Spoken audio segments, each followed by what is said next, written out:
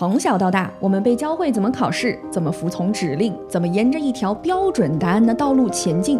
但长大后你会发现，路越来越分叉，参照物越来越少，人生没有标准答案。这个时候，我们该怎么规划未来？怎么找到自己一生真正想做的事情？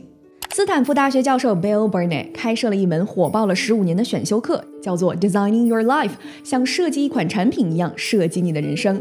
他不仅在斯坦福一位难求，还登上了纽约时报畅销书榜，被翻译成24种语言，帮助了全球数百万学生和职场人找到热爱的工作和生活方式。无论你现在是20岁、30岁还是40岁，这本书都可以帮你找到属于你的人生风向标。最近我读完了这本书的英文原版，将触动我的关键点全都梳理了出来，为你讲解人生设计的关键方法，帮你从混乱走向清晰。Are you ready? 1. 人生设计的起点，找准问题。我们每个人都在解决问题，但如果你一开始就搞错了问题本身，那你再努力也可能只是在一条错误的道路上白忙活。Burnett 教授分享了他的学生 Dave 的故事。Dave 从小就爱看海洋探险纪录片，立志要成为海洋生物学家。上大学后，他就选了生物专业，可是他的成绩很差，怎么都提不上去。于是他尝试争取到了实验室实习的机会，但还是越学越吃力，越做越痛苦，怎么努力都提不起兴趣。直到大3，他才终于承认自己的问题不是不够努力，而是这根本不是他擅长的路。于是他转到了工程专业，竟然如鱼得水。这个故事告诉我们真正的难题往往不是你解不好，而是你走错了考场。还有一类更隐蔽的问题，比解错更容易让人陷入焦虑，那就是你正在解决一个根本无解的 gravity problem， 重力问题。什么是重力问题呢？它是客观存在你无法改变的限制条件。比如骑自行车的人没有办法消除地心引力，这是自然规律。你能做的就是提升骑行技术，优化装备，而不是幻想着把地球改为失重的状态。在职业生涯中，类似的重力问题也普遍存在。书里举了一个经典的例子，如果你加入的是一家家族企业，但你不是这个家族的成员，就不要指望成为接班人。这并不是努力程度的问题而是你根本无权改变的设定。所以真正聪明的做法是承认那些不可控的条件，找准你能解决的问题。那么怎么找呢？本书建议从4个维度进行评估：健康、工作、兴趣、爱与关系。你可以给每一项打个分，看看哪个是你目前最需要调整的，这就是设计人生的起点。2. 建立人生指南针。你是不是明明每天都很忙，但内心却总觉得有点偏了，好像不是在走自己真正想走的路？那种迷茫往往不是因为你不努力，而是因为你失去了方向感。人生设计的第2步就是建立你的人生指南针，它有2个部分组成， Work View 和 Life View。Work View 是你的工作观，工作占据你人生1半以上的醒着的时间。如果我们每天都在做一份自己并不认同的工作，那种消耗不仅仅是累而是一种持续的心理脱节。因此呢，工作不只是谋生的工具，而应该是你内心的召唤和使命。心理学家马丁·塞里格曼的研究发现，当工作符合个人的价值观，你才会从工作中得到满足感。所以我们要提前问问自己，我们为什么而工作？工作的意义是什么？ Life View 就是你的人生观，什么对你来说最重要？你认为什么叫做好的人生？你活着到底是为了什么？有的人觉得不买房到处旅居的自由最重要，有的人觉得工作收入更重要，有的人觉得时间宽裕陪伴家人更重要。人生没有标准答案，但你要知道你自己的人生观。这2个部分合在一起就构成了人生指南针，它让我们在做选择的时候不迷失方向。当你的行动和价值观达到统一的时候，你就实现了 coherency， 知行合一。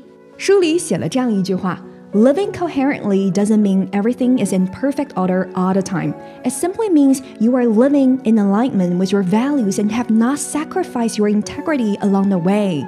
所以呢，当一个人知行合一，就会有稳定的内核，不被外界的声音动摇，在困顿中依然有意义感。3. 寻找方向，跟着能量和喜悦走。如果你不知道自己喜欢什么、擅长什么、想做什么，该怎么办呢？其实啊，生活已经给了你信号，你要去感受自己在哪些事情里可以获得持续的生命力，也就是心理学家说的 the state of flow 心流状态。心流啊，就是你全身心的投入某件事情，精神高度集中，忘记了时间的流逝，你感到深层的喜悦、兴奋和放松。这大概率就是你擅长和热爱的领域。很多人会说啊，哎呀，工作注定是痛苦的，吃得苦中苦，方为人上人呢。在创新经济时代啊，这句话不太对。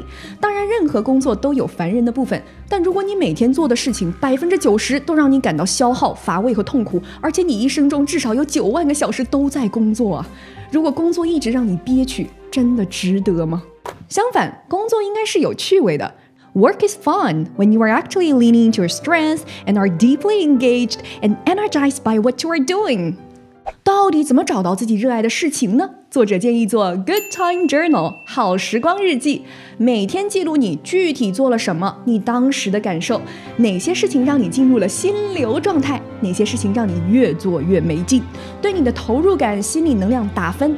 每周啊复盘一次，坚持几个月之后，你就会发现自己的喜好模式，那些让你动不动就满血复活的事情，就是你的天赋和热情所在。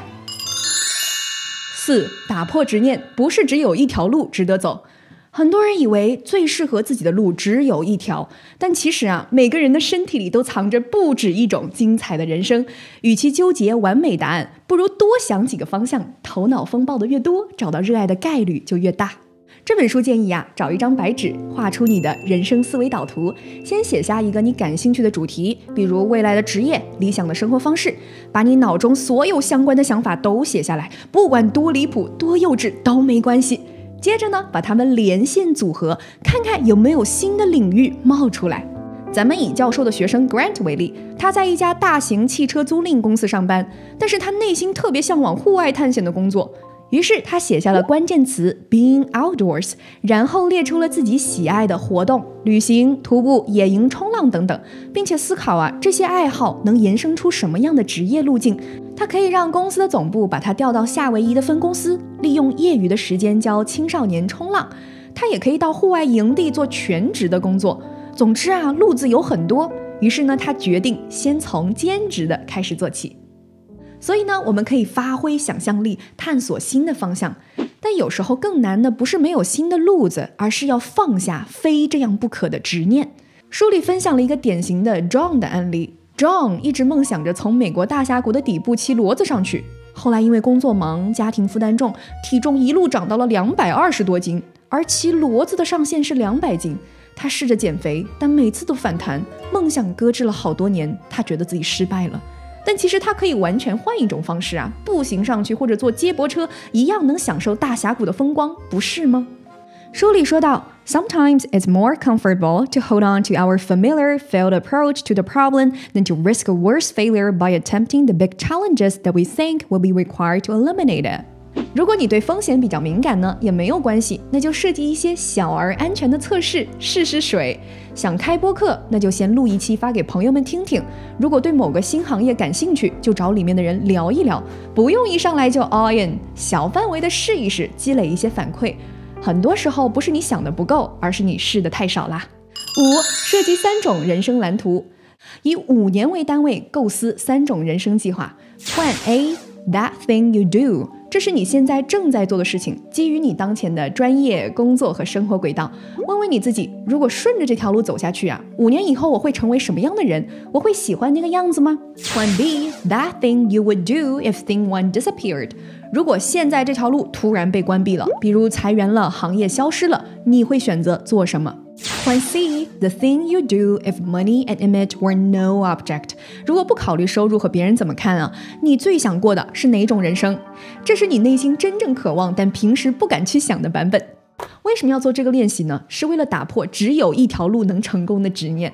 很多人之所以焦虑啊，是因为误以为人生只有一种正确答案，一旦卡住就觉得人生完了。但当你把这3种人生画出来，你会发现原来路子有好多条，我不是非走某一条不可。这种宽度会大大缓解焦虑，也打开你对未来的想象力。人生没有唯一最优解，只有多个值得你用心去活的版本。6、原型实验，用小测试找到你想要的人生。你已经有了几份人生计划，接下来的问题是怎么知道哪一条更适合自己呢？答案不是想出来的，而是试出来的。就像设计产品，我们都知道不能一上来就量产啊，必须先做原型小批量的测试，获取反馈，再不断的优化。设计人生也是一样的逻辑。理想的情况下，你手里会有完美的数据，可现实中啊，我们对未来很难获取准确的预测，唯一能做的就是一点点尝试，从体验中找到线索。给大家举一个我身边朋友的例子啊，他原来在北京的大厂上班，下班后呢会玩一款从小就喜欢的游戏，还在里面做起了倒卖装备的副业。起初呢只是因为兴趣，没想到上班第4年的时候，副业的收入远远超过了主业，所以呢他就辞职回了老家创业，做起了虚拟世界里的中间商。我作为一个10多年没有玩过电子游戏的人，我去参观他的工作室啊，大概明白了，他本质上呢是开了一个虚拟的二手奢侈品超市。你看啊，他的小众赛道不是凭空规划出来的，而是一点一点跟着自己的兴趣试出来的。除了亲自实践呢，还有另一种低成本的测试方式，人生访谈。找一个正在做你感兴趣工作的人，和他聊一聊，你平时一天都在做什么呀？你工作的哪部分你喜欢，哪部分你讨厌呢？你现在的生活状态是什么样的？如果有机会，甚至可以跟着对方实习几天，感受一下真实的工作日常。只有深入特定的环境，你才知道这份工作到底是不是你想要的。问问自己，我能不能坚持做这个5年、10年？我会快乐吗？我能接受它的代价吗？这就是小成本获得大反馈的原型测试。7、选择的智慧在于做减法。做决定分为4个步骤 ：gather、narrow down、choose and move on。很多人以为呢，幸福的关键在于有更多的选择，但是作者提醒我们啊，太多选择等于没有选择。哥伦比亚大学的心理学教授做过一个很有名的果酱实验，研究人员在超市里设了2张试吃台，一组展现6种果酱，40%的人停下来试吃，最终有1/3下单了。另外一组呢，展示了24种果酱，有60%的人停了下来，但只有3%的人下单。实验的结论是，选项越多，行动力越低，大多数人只能在3到5个选项之间做判断。接下来啊，就可以做决定了。虽然理性很重要，但你也要听内心的声音，调动你大脑更原始的智慧系统——基底神经节。它掌管着你的情绪和直觉，是我们进化的更早的脑区，跟语言系统啊没有连接，因此啊，它是不会讲道理的，只能通过直觉和肠胃反应来和你对话。你可以先理性的收集信息，研究对比，然后停下来听听身体和内心的反应，那种说不清楚为什么，但我知道这是对的感觉，往往就是答案。如果你一直犹豫不决，反而更容易不幸福。心理学家 Dan Gilbert 做过一个关于选择和幸福的实验，他让参与者选出最喜欢的几幅莫奈画作印刷品，并带走第3或者第4喜欢的画作。一组人被告知拿走了就没得换了啊，另一组人被告知不满意可以随时更换。结果是啊，不能换的那组人更满意自己的选择，而能换的那组总是后悔。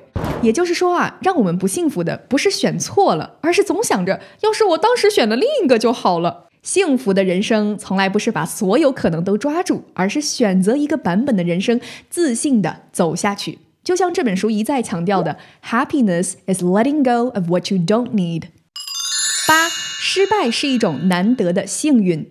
你的原型测试会100%成功吗？不会。有时候你试过才发现啊，这根本不是你想要的，但这并不是失败，而是人生设计中最宝贵的数据反馈。这就让我联想到了马斯克的星舰试飞，7次试飞中多次爆炸和失控，但马斯克可高兴了，因为每一次都收集到了关键的数据，推动下一轮的改进，人类也因此离太空旅行更进一步了。科学家们经常说啊，如果10%的想法能成功，就已经是高手了。如果你一直在成功，那问题可大了，说明你根本没有在拓宽人类知识边界。人生设计啊，也是一样的，每一次踩雷都是在缩小误差，靠近更适合自己的方向。有时候啊，我们会羡慕那些天赋型的选手，好像做什么都顺风顺水，而自己试了很多条路，又不擅长这个，又不热爱那个，就容易陷入自我怀疑。但其实啊，能早早的排除掉不适合的路，本身就是一种非常大的幸运。书里说，可怕的不是失败，而是成功灾难。If they're lucky, they will fail miserably quickly and get forced by circumstance into working on better problems. If they're unlucky and smart, they'll succeed. We call it the success disaster and wake up 10 years later wondering how the hell they got to wherever they are and why they're so unhappy. 所以呢，发现自己不擅长什么，其实是非常宝贵的经历。每一次排除都是在靠近你真正的热爱。我今年30岁了，越长大越发现人生没有统一的赛道，也不存在完美的规划，但你可以在混乱中寻找方向，在尝试中靠近热爱。你不需要一下子搞懂全部的人生，你只要一步步靠近那个发光的自己就足够了。所以呢，不管你是刚开始困惑，还是走了一段弯路，从今天开始，你都可以成为你的人生设计师，而且是独家的哟。